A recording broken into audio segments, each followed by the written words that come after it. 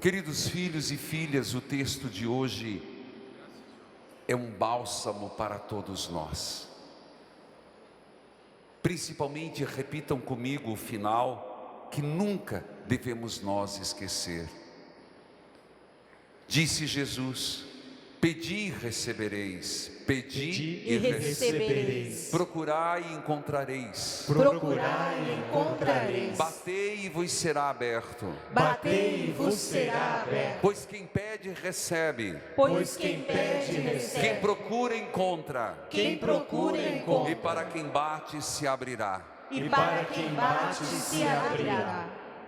Esse texto, e vamos discorrer sobre o Evangelho, fala do grande valor da oração. Pergunto a todos e cada um: como vai sua vida de oração? Semana passada eu dizia qual o teu horário de oração, uma coisa muito clara, pontual. Hoje o Evangelho reforça mais e mais algo que eu e você devemos ter claro: que Deus quer nos dar as graças. A oração não é contrariar a vontade de Deus. Existe no coração de Deus uma disposição em nos ajudar, em nos favorecer. Só tem algo que Deus não poderá fazer, algo que talvez eu e você possamos pedir, que vá contra a nossa salvação. Eu repito, porque se hoje a matéria é a vida de oração, e parto do princípio que cristão que não reza não é cristão, não é cristão. Não falei só católico, cristão. Ninguém pode se dizer discípulo de Jesus se não cultivar uma vida de oração. Além da missa dominical, que é obrigação, eu estou falando diariamente, uma vida de oração. Não por acaso, todos os dias eu estou no rádio. A obra, esse ano faz 14 anos, e eu estou mais no rádio que a própria obra, falando, rezando, pedindo, explicando a leitura.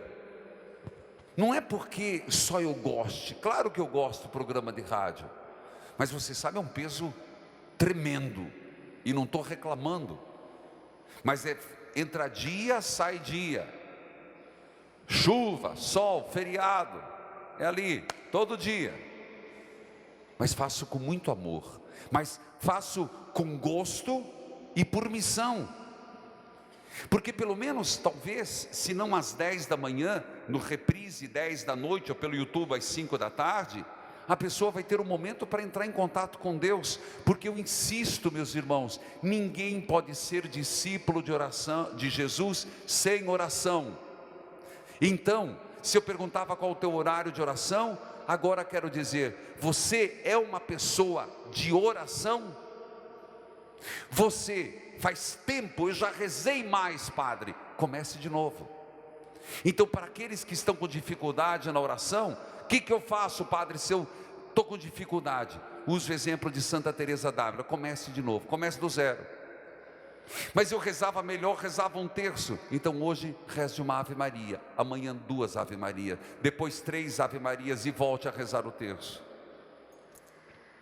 Deus está disposto a nos ajudar, mas Deus é Pai, Deus é bondoso, e por ser bondoso e querer para a nossa salvação, se um pedido meu ou seu for contra a natureza de Deus, ou contra algo que vai ferir e vai colocar em risco a minha salvação, Deus não nos dará.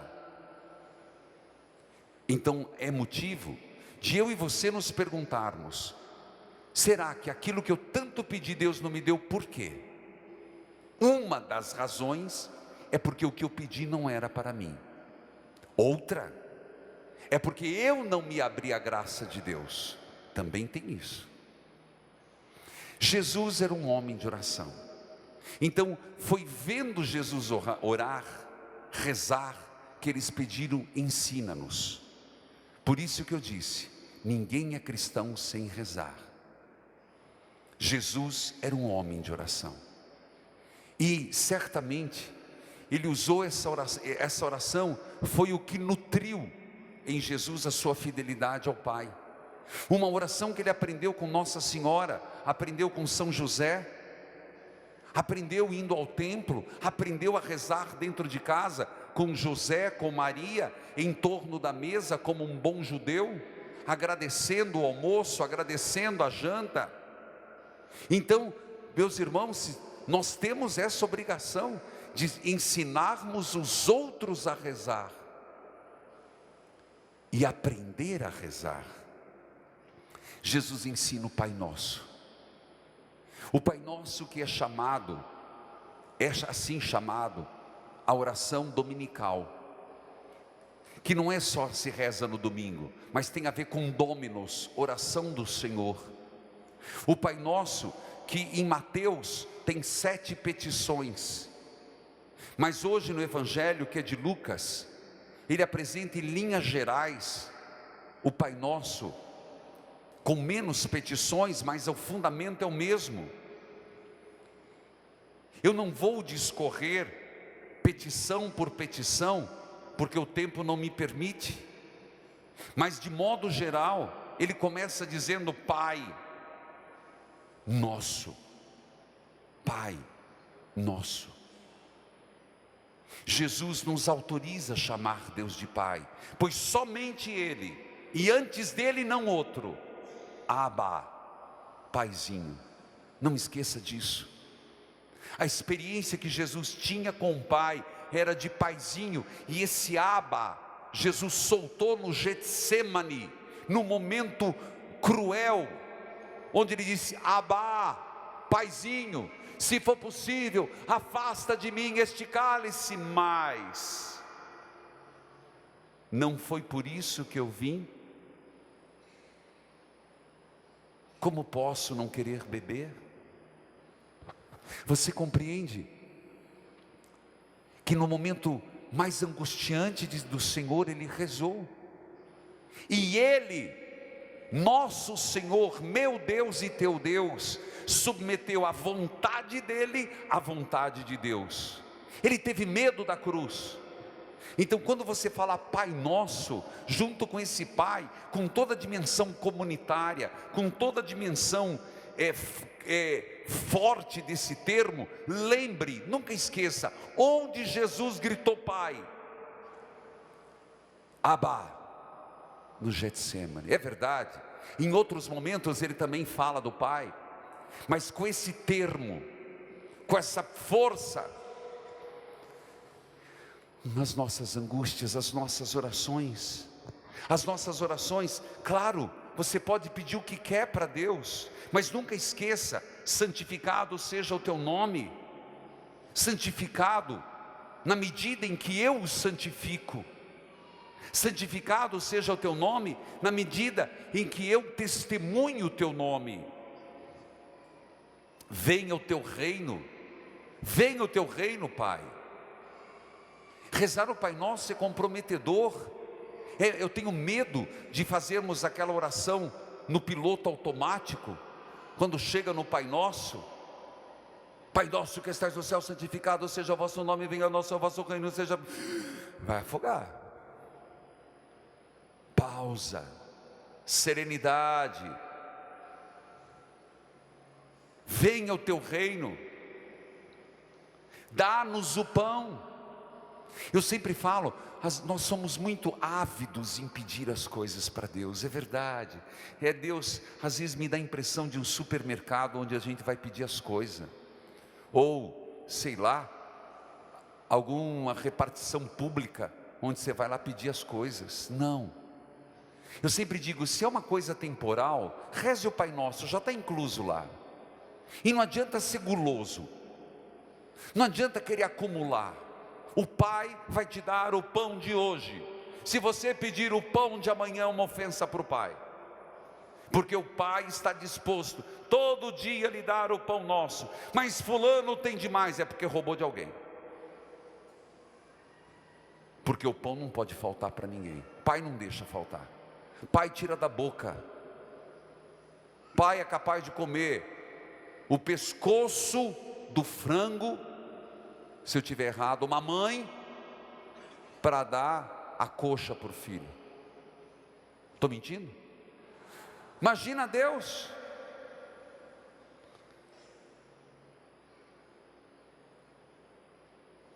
Perdoa-nos as nossas ofensas.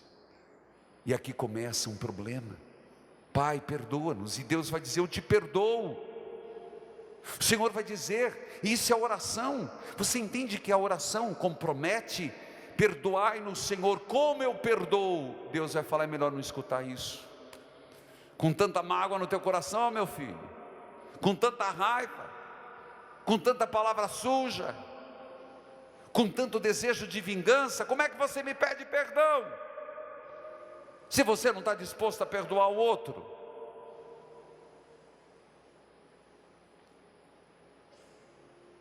Não nos deixe cair na tentação. É muito forte isso. Já algumas vezes falei: não nos deixeis cair na tentação, porque somos tentados. Existe uma diferença entre ser tentado e se deixar levar pela tentação. O próprio Filho do Homem foi tentado. Portanto, o Pai Nosso, e quem quiser aprofundar, tem outras homilias onde falo parte por parte. Mas o Pai Nosso, eu queria que quando você fosse rezar, por favor, na música existe os beats, né? Que quando é muito rápido estraga a música, se é muito devagar, e tem que ser na medida certa. Não é também Pai Nosso que está, ninguém merece. Mas também não é como se estivesse pegando fogo na roupa. Equilíbrio. Reze o Pai Nosso com equilíbrio, colocando sentido em cada palavra. O Pai Nosso merece. Falando de oração, então o Pai Nosso é um modelo de oração, é uma oração vocal, é uma oração comunitária, mas é também um modelo de vida. O Pai Nosso é uma oração vocal, ensinada por Jesus como modelo de oração e modelo de vida. Mas tem mais. É impressionante que nosso Senhor está falando de oração. E aí, depois de ele ensinar o Pai Nosso, ele vai dizer que é preciso persistência. Meus irmãos, persistam. Eu gosto de ensinar, porque isso a partir da minha vida e da vida dos santos. Só pare de rezar naquela intenção, quando puder dizer: obrigado, Senhor, pela graça recebida. Mas aí você vai dizer: mas o senhor entrou em contradição? Não. Porque quando você no discernimento perceber que aquela graça não foi dada, você também tem que dizer: obrigado, Senhor, pela graça recebida, a não recebida. Eu posso partilhar com vocês que na minha vida, quantas vezes eu pedi coisas para Deus, que depois de algum tempo, eu confesso que na hora, eu até falei: meu Deus, mas por que não me escuta, Senhor? Passado um tempo, eu fazendo um olhar para trás, eu pude dizer: obrigado, Senhor, por não ter me dado aquilo. Que se eu tivesse tido aquilo, eu teria colocado em risco meu sacerdócio, minha salvação, minha vida com Deus. Mas Padre, eu devo insistir? Devemos, meus irmãos. Persistência, impertinência. E aqui me valho da primeira leitura, que é de uma riqueza enorme, incomensurável. Abraão aqui é usado como exemplo, primeiro, de alguém que dialoga. Oração é dialogar. A quantidade da oração não é o que está em questão. Não rezeis como pagãos, disse nosso Senhor. achando que é no muito falar que Deus vos escutará. Veja como Abraão rezava. Ele falava com Deus como uma pessoa. É verdade. E olha que pessoa inoportuna. Ele faz ali uma intercessão. Mas se você lê a primeira leitura, você vai falar: que coragem de Abraão. Eu pergunto, como é que são nossas orações? Tudo bem, as orações vocais, as orações fórmulas, usam pronomes bonitos, vós, Senhor, vós sois. Mas não é assim que nós devemos rezar. Nós podemos com Deus rezar no tu, no você, porque Ele quer ser íntimo. A oração é um diálogo amoroso, segundo Santa Teresinha. E ninguém tem um diálogo amoroso. Eu nunca pensei em uma mulher ou um homem chegar para a namorada e dizer: vós sois a mais bela flor. Para com isso. Fazer-te-ei um elogio. Para quê? Quem ama fala pouco e fala do coração. Pergunto, como que é a tua oração com Deus? Não sei, padre, porque eu só vou na missa. Não sei. Meu filho, Deus não quer monólogo. Deus não quer uma lista não quer um cartão do Sodexo, não. É Sodexo, né? Parece que é isso. Deus quer diálogo amoroso. Então, mude o seu palavreado com Deus. Comece a tratá-lo como um íntimo. Mude o seu palavreado com Jesus. Eu estou dando dicas, meus irmãos, dicas que são importantes. Santa Teresinha, Santa Teresa d'Ávila, os místicos, os grandes místicos, Santo Agostinho. Essa intimidade, você, mesmo numa adoração do Santíssimo, que você vai na frente do sacrário, se coloca: Jesus, eu estou aqui, Senhor, eu preciso de você, Senhor, eu estou aqui para te adorar. Íntimo, como duas pessoas apaixonadas, dois corações apaixonados, mas com insistência, porque nosso Senhor disse: pedi e recebereis, procurai e achareis, batei e a porta vos será aberta. Não esmoreçamos na oração. Ninguém consegue ser discípulo de Jesus sem uma vida íntima de diálogo amoroso com Deus. Abraão, olha que liberdade, que ousadia, intercedeu: Senhor, se tiver 50, vai acabar com Sodoma e Gomorra? Não. Mas se tiver 45, também não. Uma cidade não era pequena. Mas se tiver 30, 20, 15, 10, às vezes nós precisamos interceder. O que é interceder, meus irmãos? É se colocar entre.